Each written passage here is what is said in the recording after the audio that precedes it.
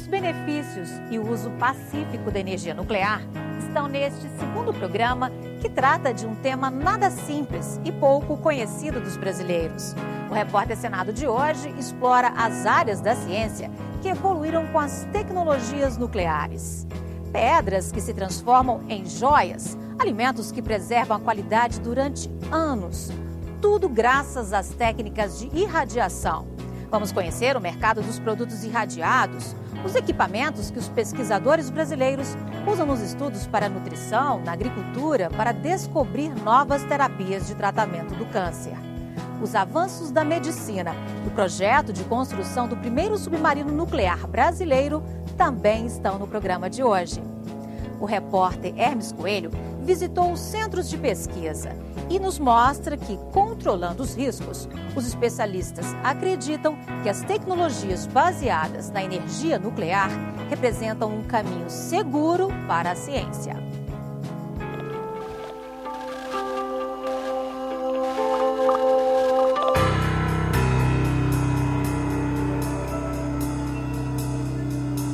Quando você ouve a expressão energia nuclear, qual imagem vem à sua mente? Veio na minha mente que é uma bomba nuclear, alguma coisa assim parecida. Tenho medo também. Gerar energia pra gente está aqui com um pouco de risco. Não é só para destruir, é para construir também. A energia nuclear nos traz benefícios, mas a segurança nos preocupa, né? Os resíduos, futuramente, vai fazer o que com eles? Será que o Brasil está preparado realmente para promover uma energia desse tamanho, né?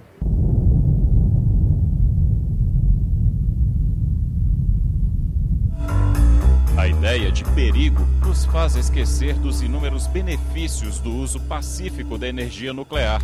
O estigma da radiação, ela vem de um artefato nuclear, né? Esse estigma traz muito prejuízo para as aplicações benéficas, como, por exemplo, a geração de energia, a aplicação médica, ela acaba sendo comprometida devido a esse estigma da bomba atômica. E, na realidade, não deveria ser, assim como a bomba de Napalm não acabou com o petróleo. As pesquisas nucleares beneficiam vários ramos da ciência. Suas aplicações são em diversas áreas da sociedade, por exemplo, na medicina, na indústria, na agricultura, na parte de obras de arte, inclusive. Tem uma aplicação para o futuro, como na área de produção de hidrogênio e também para retirada do sal da água do mar. Há países que têm problemas sérios no abastecimento de água potável e podem usar reatores nucleares para gerar energia elétrica e também para remover o sal da água do mar. O Instituto de Pesquisas Energéticas e Nucleares, o IPEM, centraliza as pesquisas que geram essa tecnologia de ponta no Brasil. A autarquia foi criada há 55 anos. A Comissão Nacional de Energia Nuclear gerencia o IPEM, que ocupa uma área de 500 mil metros quadrados da Universidade de São Paulo. Aqui, vários alunos de pós-graduação da USP realizam pesquisas com materiais irradiados e radioativos. Projetos científicos que afetam o dia a dia dos brasileiros em diversas áreas. Eu não imagino a sociedade hoje vivendo sem aplicação da tecnologia, da radiação, do radioisótopos, né, na sua vida cotidiana, né? E a gente precisa, até estrategicamente, dominar essa tecnologia, ter produção desses elementos aqui no Brasil. Estudos estratégicos que demandam equipamentos específicos e profissionais especializados. Alguns lidam diretamente com aparelhos complexos. José Roberto Berreta é um deles. Ele supervisiona a operação do reator, um dos equipamentos mais utilizados pelos pesquisadores do IPEM. Berreta nos levou para o edifício onde funciona o centro do reator de pesquisas. Antes, tivemos que vestir batas de proteção. A preocupação com segurança já é constante. Aqui a gente dá uma paradinha, tá? É um monitor de radiação. Primeiro toque, aí você pode entrar, ok?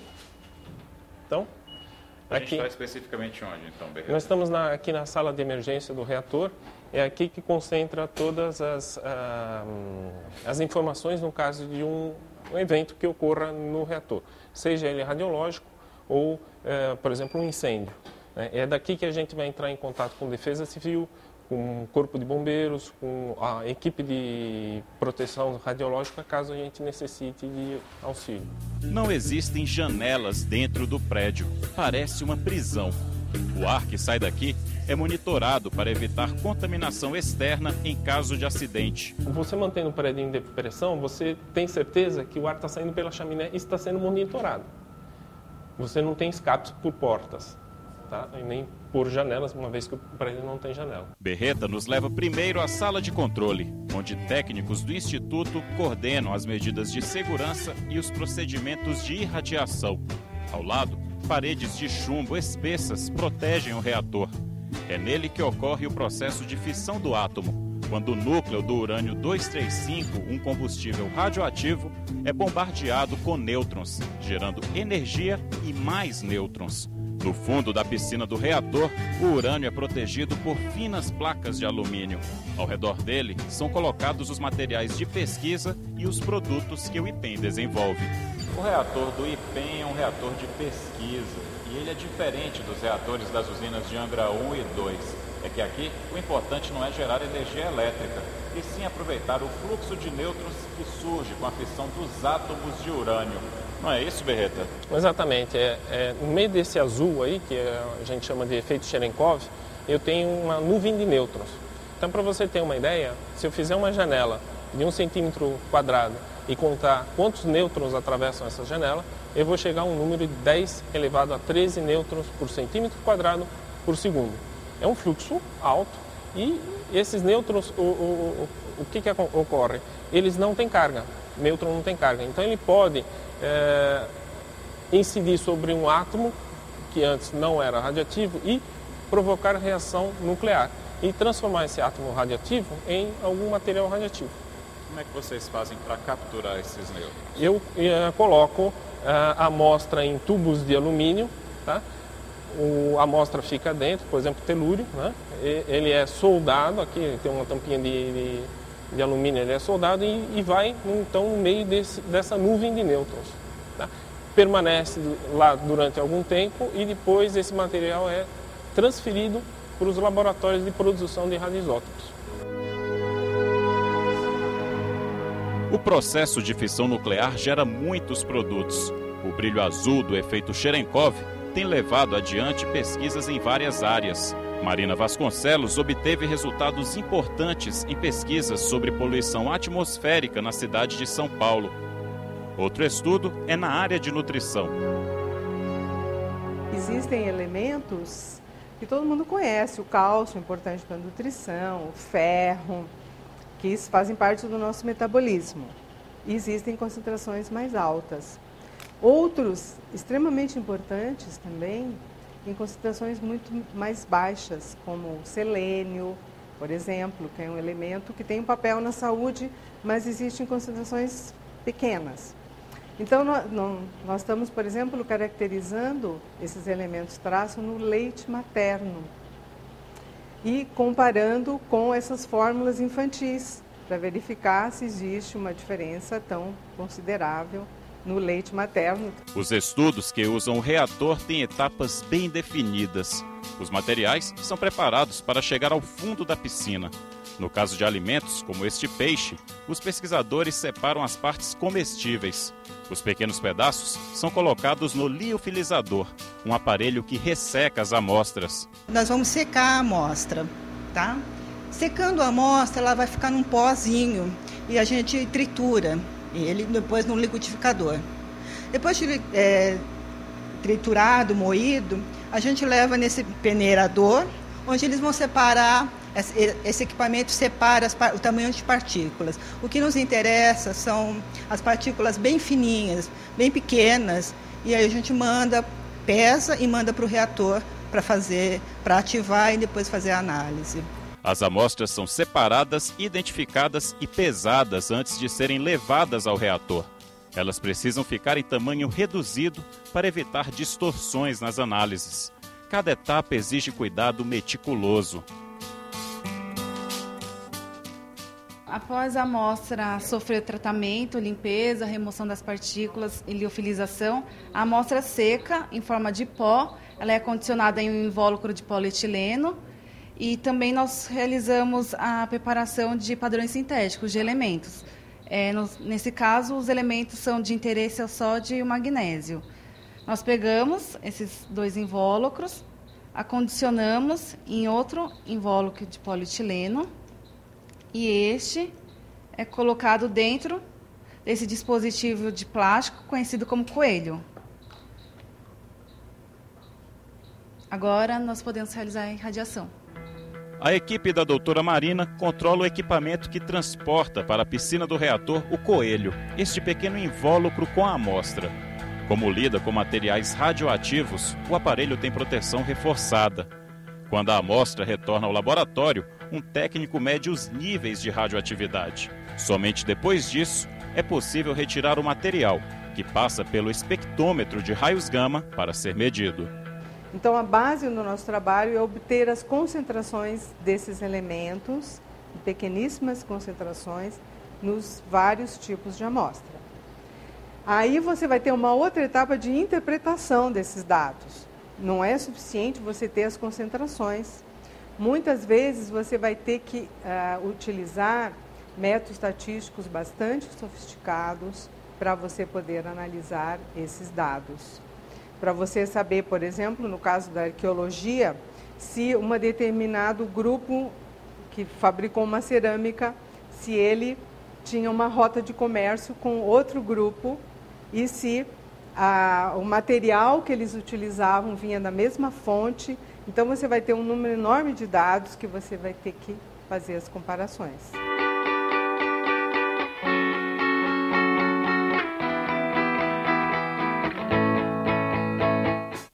Além do reator, o Instituto de Pesquisas Nucleares tem outros aparelhos que desenvolvem tecnologias para aplicação no mercado de pedras preciosas e também para a indústria automobilística. A equipe do Instituto tem em mãos mais 2 aparelhos sofisticados para elaborar produtos e realizar trabalhos científicos. Este é o acelerador de elétrons, que gera uma tensão de 1,5 milhão de volts e serve para alterar as estruturas dos materiais. Com o aquecimento desse filamento, há uma liberação de elétrons. Essa liberação de elétrons, ele vai até fechar o seu circuito elétrico, isso é, no seu terra. E antes de ser fechado esse circuito, a gente se coloca esses produtos para serem irradiados, como bagaço de cana, mantas de polietilenos, fios e cabos elétricos, tecidos humanos. Nós fomos pioneiros, né, na parte de irradiação de fios e cabos elétricos para a indústria automobilística. Isso era feito no exterior, por empresas multinacionais. Nós trouxemos a tecnologia para o Brasil, né, montamos parcerias com a iniciativa privada e hoje essa tecnologia é dominada pelo país e utilizada em larga escala no país. Não só isso, mas outras tecnologias de irradiação, né? O acelerador de elétrons é muito usado para irradiar fios e cabos automotivos. O processo melhora a qualidade e aumenta a resistência dos materiais. O aparelho não gera nenhum resíduo radioativo ao ser desligado, mas a operação dele requer cuidados. Como é uma máquina que gera radiação, existe todo um procedimento de segurança conforme as normas da Comissão Nacional de Energia Nuclear e da Agência Internacional de Energia Atômica. E a gente obedece todas essas normas, como que seria? Todo um processo de segurança. Samir faz questão de mostrar os procedimentos. Ele percorre um labirinto com vários níveis de segurança para verificar se o acelerador de elétrons pode ser ligado. Depois de conferir cada detalhe, ele retorna à sala de controle e põe o equipamento para funcionar. Os materiais que são irradiados no acelerador não saem contaminados e são manuseados normalmente. O IPEM tem 2 equipamentos deste tipo para uso de empresas parceiras e pesquisadores. Celina Duarte quer desenvolver etanol usando bagaço de cana irradiado. Ela está coberta porque lá dentro tem uma certa ventilação que pode levar. Então nós colocamos esse filme plástico. Ó, não há diferença visível entre a amostra irradiada e a não irradiada. Muitas instituições estão pesquisando uma forma de fazer isso. E nós começamos a usar a radiação para tentar fazer isso. Então o que acontece? Como nós tínhamos a experiência com o uso do feixe de elétrons, nós começamos a utilizar. O Centro de Tecnologia das Radiações do IPEM também abriga o irradiador de cobalto 60. Produzido com tecnologia brasileira, ele faz a esterilização de diversos produtos, inclusive alimentos. Uma coisa que vale ressaltar é o seguinte: instalação radioativa como essa aqui, ao tratar um produto, ele não sai radioativo da mesma. Tá? Você não tem contaminação nenhuma da mesma. Se eu esterilizei um produto aqui, uma caixa de seringas, por exemplo, essa caixa de seringas já pode ser utilizada sem problema algum. Nada estará radioativo, o que é o contrário do reator. Se eu porventura fizer o mesmo processo lá, essas seringas possivelmente sairão radioativas. As paredes de concreto que ficam ao redor do irradiador têm 1,80 m de espessura. A porta é ainda mais densa, com mais de 2 metros. Elas fazem a blindagem externa e a água da piscina a blindagem interna para evitar contaminação radioativa. Fomos convidados a conhecer o aparelho por dentro. Ao adentrar a câmara, eu faço uma pré-inspeção, tá? Eu vejo que não tem nenhum problema,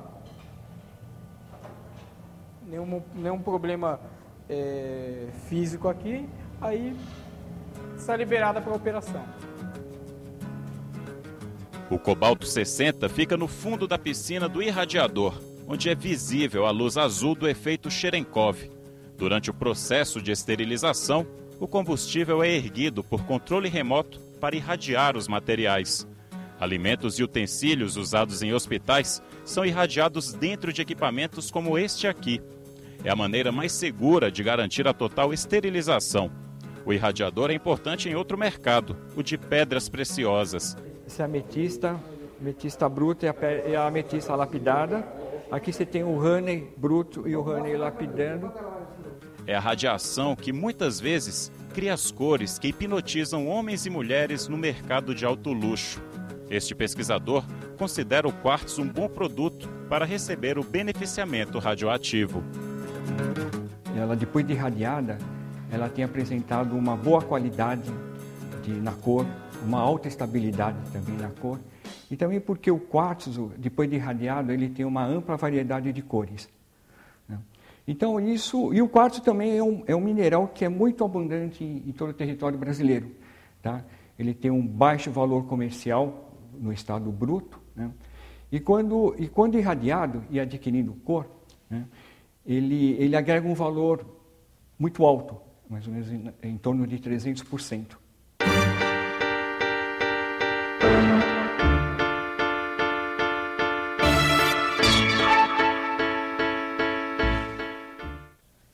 Veja a seguir os avanços da medicina nuclear, exames de alta precisão, as terapias de combate ao câncer, alimentos irradiados.